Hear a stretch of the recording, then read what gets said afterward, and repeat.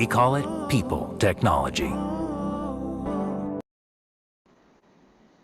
Well, that was such an important game in the context of the race to the playoffs that we just had to wait for it to end before we could join you on Maruti Suzuki Presents ESPN Cricket for T20 Timeout. As it turns out, the Delhi Capitals who couldn't find ways to beat Mumbai Indians in all of IPL 2020 years made quite the difference. They've now done the double over Rohit Sharma's side in a massive game that's dented a severe blow to the defending champions' playoff hopes. They find themselves locked on points now with Punjab and Kolkata in what now promises to be a three-way race. It could easily become a four-way race if Rajasthan do the business against Chennai in just under 10 minutes from now. That game kicks off. But with Sanjay Manjrekar and Carlos Brathwaite, we're going to look back at this game, which they firstly got right. Mumbai made a fight of it, but Delhi got over the line. So well done to both these fine gentlemen. And Sanjay, that was a game of chess almost. If Mumbai had to make a game out of it, they had to get things right tactically, things right in terms of bowling plans. Now, in the end of it, are you looking at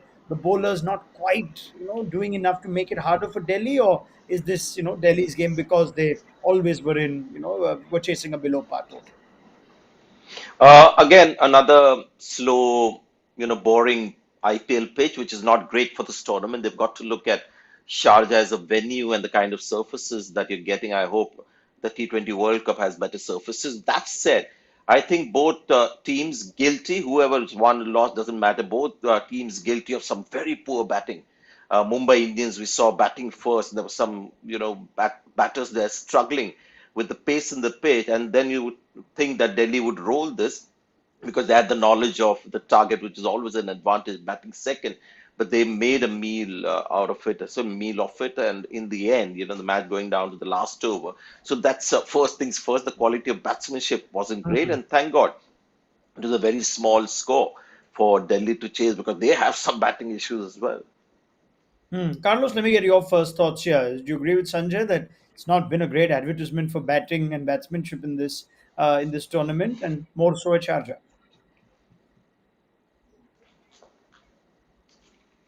All right, let's just get Carlos's voice on. Carlos, I think I find you muted, so let's sort that out first, shall we? I think I've got you now. Carlos, you with me? Okay, I'm gonna come to Carlos Brathwaite in a second. I think he's just gonna reconnect with Yeah, us. it's a bit like somebody leaves and you get more slices of the pizza. Yeah, but something like that. Then, but let's go to Sanjay Manjrekar then and ask him why is batting so hard? Why is it that batters aren't batting any better, especially at Sharjah? Sanjay.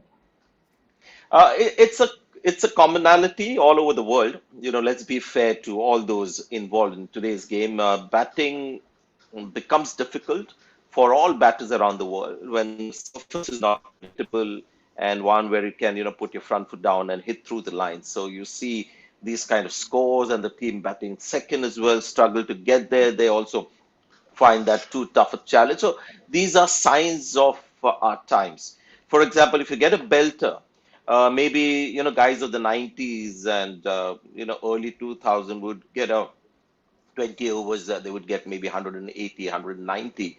Batters today would get you 210, 220. But a pitch like this, where it's not easy for batting. I think batters of the old who focus a lot on defense and the subtle skills of picking singles, hitting the ball in the gap, not hitting the ball in the air, would get a little more runs on a pitch like this. But these are the signs of the changing nature of batting. Yeah, Carlos, even before we get into the nitty gritties of the game, since we are discussing batting in general and how hard it's been at Sharjah, I remember Tom Moody on our panel previously saying it's not like these batters of today in T20 spend a lot of time in the nets practicing on bad pitches, on slow pitches, on challenging. It's all about getting your timing right, getting your front leg clear, and playing the big shot. So somewhere must ask you the same question as the modern day T20 cricketer too. Is batting just that much harder for the modern day batter, especially when challenges like this come up? Potentially, yeah, because the Hmm. pitches are a lot better, and the game moves so quickly. You can see how T20 has influenced 50 over cricket and Test cricket, how quickly the game is played. And I think so much cricket happens so quickly on good tracks with the expectation of big runs that when batters get in a situation where they need to fight it out, to play a Shreyas Iyer type innings. Because if you think about it, Shreyas Iyer got to 33 off 33 and walked the game home.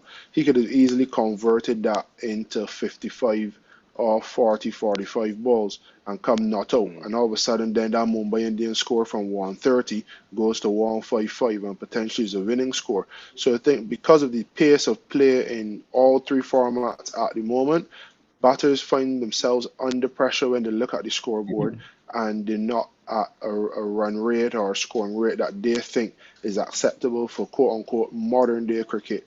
But really and truly, if you take a step back and you start to set some smaller targets and you look at 150 instead of the traditional 170, 175, then you actually realize that you have a lot more time than you think. I mean, you see Aksar Patel coming in before Hetmeyer. I guess it was Yeah. something due to a reason similar to that. So there's always more time than you think is a cliche. But in modern day cricket, batters find themselves under pressure because they know the rate that they should be scoring at. Okay, now let's talk about the game itself and the chase. Rohit Sharma is one of the great tacticians of the IPL era. Sanjay, how much did he get right and how much did he miss in that chase? He was a bit lucky with a few wickets that just came, when they needed it. For example, Hetmeyer, Bumrah just came in and bowled that ball, and Hetmeyer Hmm. got a leading edge to it. So there was some fortune going right Rohit Sharma's way, and there was some, great batting from Delhi as well.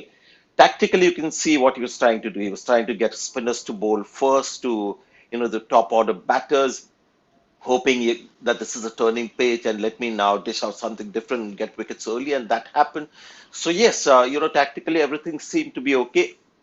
Field placement wise, I thought he could have done a little better. He knew exactly what Shreyas Iyer was planning, so maybe more pressure while he was on to stop his singles, have a couple of extra fielders inside, and force Iyer to go over the top, and thereby you get a wicket of Shreyas Iyer back in the game. So I think he allowed Iyer. You could see him that he was just hitting the ball in the gaps and strolling his singles. So that was a bit of a outlet for Iyer, and I thought he could have been a little more ruthless on that front. Apart from that, couple of overs really for me that changed the game, and Delhi won the sixth over, where Pant got 11 runs. Bumrah was bowling. That was a crucial over after the spinners had done their job. And then the 13th over of Jayant Yadav when he was bowling his final over, and Hetmeyer, launched into him, and 13 runs were scored. So that was like, a blow in the solar plexus, and the win went out.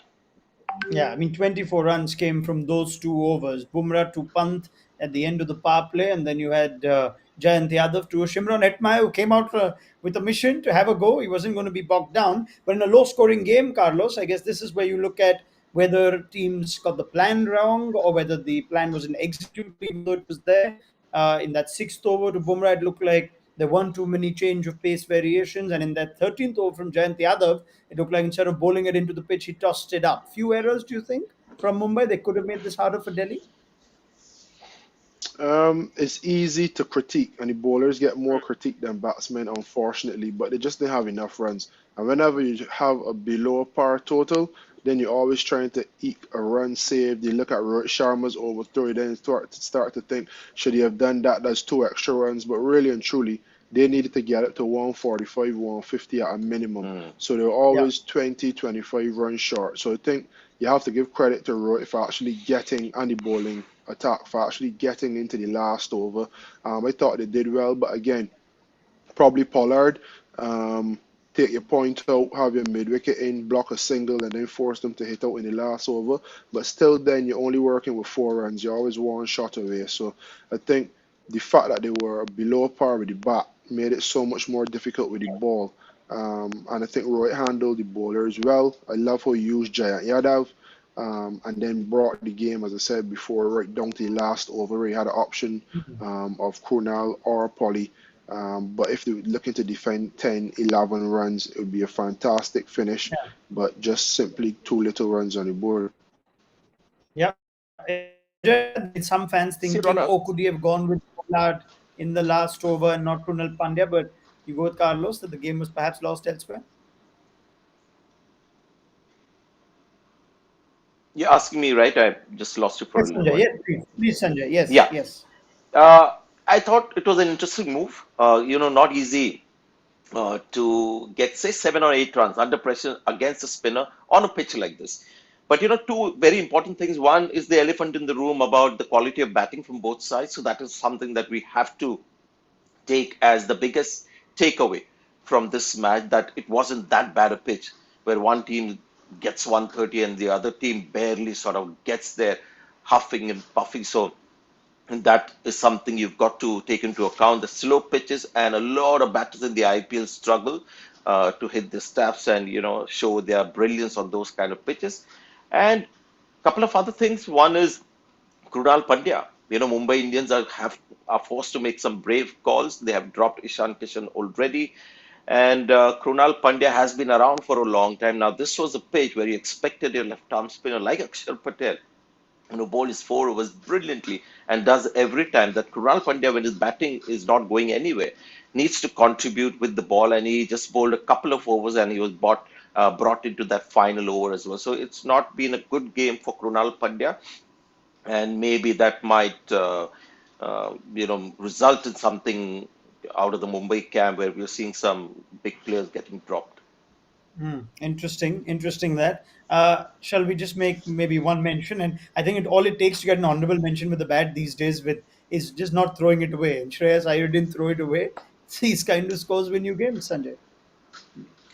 Yes, and the thing with Shreyas Iyer is that he had the confidence to play the big shots.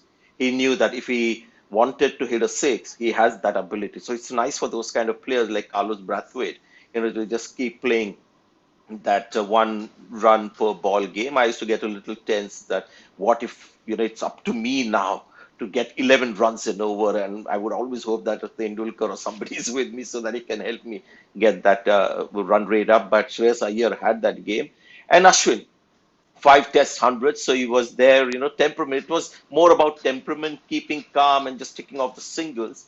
And to batters, I think Shreyas Iyer was a big test for him whether he could stay there till the end and see his team through, and he passed that test. So some great news on Shreyas Iyer for Delhi. Ashwin too, kept Yeah. his head, and in the end, you could see that he wasn't celebrating too much. Exactly that he actually gave back to his team what he owed with his bowling. So a good game for Delhi.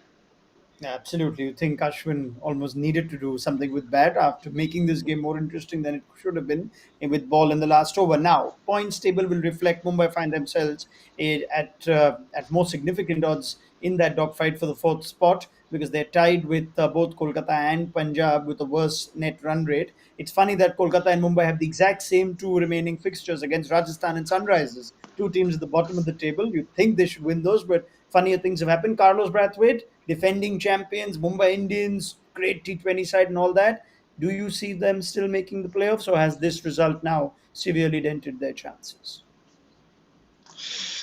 Momentum is a big thing in cricket, and it doesn't seem as though they have much momentum to go with. They said after their last game that if they can win this game, then it gives them momentum going into the final 2 games and into the playoffs.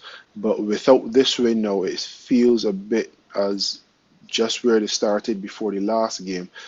So I'm not sure if I can back them to qualify. Obviously, you're backing history, you're backing star power, but as we saw from CSK last year, they had an off year, and this may be Mumbai's off year as well. Sanjay? See, I don't know with points and all, you are the expert of that, whether Hmm. points wise they can still make it. But I'm looking at the fixtures for them to come. Yeah, They're playing, I think, Rajasthan Royals at Sharjah, and I that's think they correct. should be able to manage to win that. And they've got Sunrisers Hyderabad as their last game. So you can expect them to win those 2 matches. And where does that put them in the points table? I have no idea. But they've been very disappointing. And if they don't qualify, I'm sure being cricket minded people in that group, they'll take that as something that's an accurate sort of culmination of the way they've played Yeah, in this IPL. I don't know yeah. whether I you mean, want to move to something that has got me really excited. I know in time yes, you will I do, will. Ronak, is the I will. selection I of will. Rajasthan Yes, Royals. I will. I will. I'm going to get right there now. Yeah, just to put in perspective, Kolkata have the same two opponents in their last 2 games and the better net run rate. So you're hoping, if you're a Mumbai Indians fan, for the Knight Riders to slip up. And if you're the Knight Riders, you are very happy with this result with Mumbai dropping points. They cannot get to more than 14 now. So Bangalore would welcome this result too. They're in a great position to pick up at least 16 points, if not more. Delhi Capitals looking good. All that for later. Rajasthan Chennai is already underway. The only conversation we want to have really is on the Rajasthan Royals, who made wholesale changes and they're not out of the tournament yet. So this is not them giving a go to young players because they're out of it. Like the Sunrisers did as well when they were not mathematically out of it, they made big changes. So as many as 4 changes, I think, to the Royals. We finally see Shivam Dubey and we finally see Rian Parag out of the team. We also see place for David Miller in place of Liam Livingston. They've made a couple of other changes. Mayank Markande, who's been traded around like a hot potato from franchise to franchise, went from Mumbai to Delhi, didn't play, Delhi to Rajasthan, and now he finally gets a game. Karthik Thiagi misses out. Akash Singh also gets a game. Over on the other side, you can see Glenn Phillips and David Miller both play. So Chris Morris is out of this team too, as is Liam Livingston. So wholesale changes made by Rajasthan Royals. Yes, Sanjay Manjrekar, take your time. One is, of course, the big news is, you know, Chris Morris. I don't know whether that's injury related or just performance. I think the franchise is now getting tough enough of being nice to people, and they've left him out. They've left Liam Livingston out as well, who got plenty of chances, and they've also changed the constitution of their own team, and they've left out Rian Parag. And that's it. We'll allow a few seconds for that to breathe. They finally got there.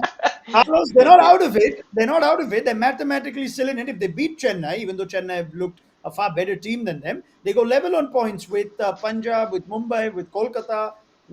They're still in this, but they made these many changes. Welcoming them. Yeah, welcoming them. Hmm. Sorry, Carlos, go ahead. Yes, Carlos. Um, yeah, from a franchise point of view and wanting stability, then not really. But as Sanjay mentioned before, talking to it about Punjab, it's hard to be losing and not make changes. My concern is always when a team makes wholesale changes. So, Hmm. what is the style of cricket you're looking to play? What is X player going to bring that Y player hasn't given you? Is it a different role? Is it the same role but better execution?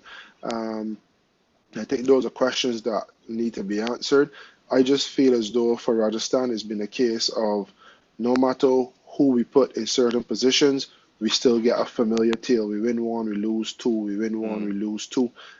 Let's chuck some players in, see what they can do. And if we're still mathematically able to qualify after, we'd have some idea of who our best 11 is with the players that we've played before and the players that we're trying now. I'm not sure if that's the best recipe for success, but that's the route they've chosen, and I wish the players that haven't been getting a chance. I like Mayank Markande. Remember, he broke onto the scene from Mumbai. Breaking into that Yeah. team on its own is a plus. Ahead of And as you Gopal, say, huh? he's been chopped and changed, and he's now found a spot in the 11. So I hope he goes well. And yeah, I hope that everyone that get opportunity get a chance to put their hands up and prove the worth. Yes, Sanjay. It is ahead of Shreyas Gopal. Yeah, that's interesting. So they must have seen something in the nets that we are not privy to. And Carlos knows that a lot of players tend to impress with the way they're batting in the nets or bowling in the nets. So maybe that is the thing. Tyagi a little unfortunate because he had Yeah. that great game, and then after that maybe one spell where he was Spencer went at 10 runs it over. So he's a little unfortunate to Hmm. miss out. But I'm supporting Rajasthan Royals on the exclusion of Chris Morris and Liam Livingston. I was, going gaga over Liam Livingston start of the second phase of the IPL, and I thought he should be given chances. There's something there about him. But Hmm. there are only so many chances that he can get, and he had plenty. And Rian Parag was a no-brainer, 10 matches back to be left out, and especially when you've got somebody like a Shivam Dubey sitting on the bench, an India player. Yeah, absolutely. They've made lots of changes. They won the toss, so we'll see if that goes in their favor. Quick word on the Chennai Super Kings, though. They've made a couple of changes. This Bravo and Curran swap, we think, will happen now to give the great man some rest. He's had an outstanding second leg, Carlos. So DJ Bravo misses out again as games come thick and fast. And of course, looking at Chennai in the points table, you might be okay with that. Asif gets his first appearance to Deepak Chahar, either rested or carrying a niggle, whatever it may be. I guess this makes sense looking at where Chennai are on the points table, Carlos. But this is what we alluded to earlier. So yes, Chennai have made changes, but you can see straight swap for one player for the other, one player for the other in the case of Asif versus Chahar. I don't know much about Asif, I'll be honest, so I can't say how similar they are as players, but it seems as though everyone knows their role. So Karan coming in, you know your role. The roles may change slightly because Bravo predominantly bowls at the end.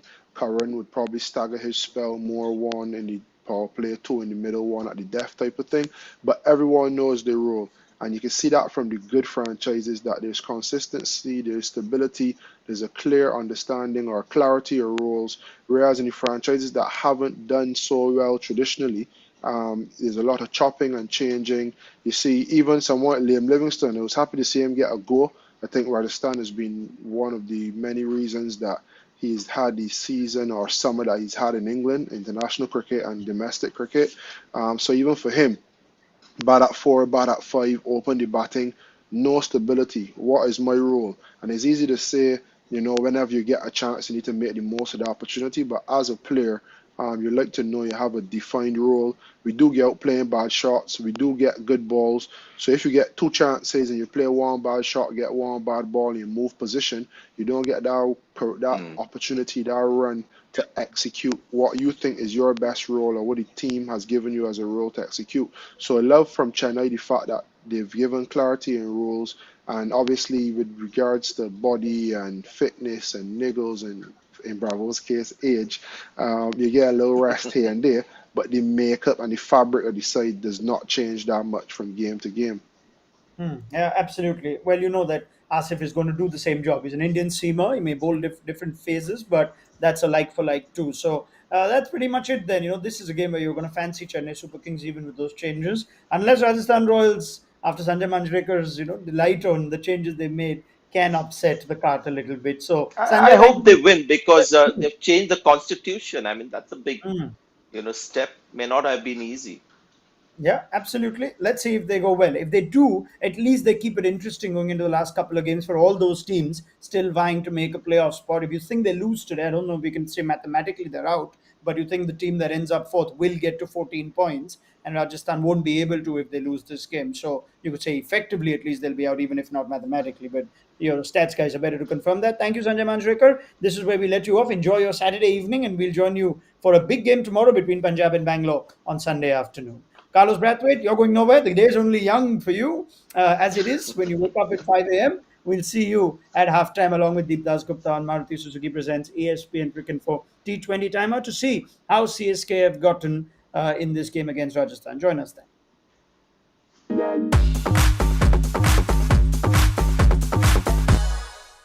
We call it people technology.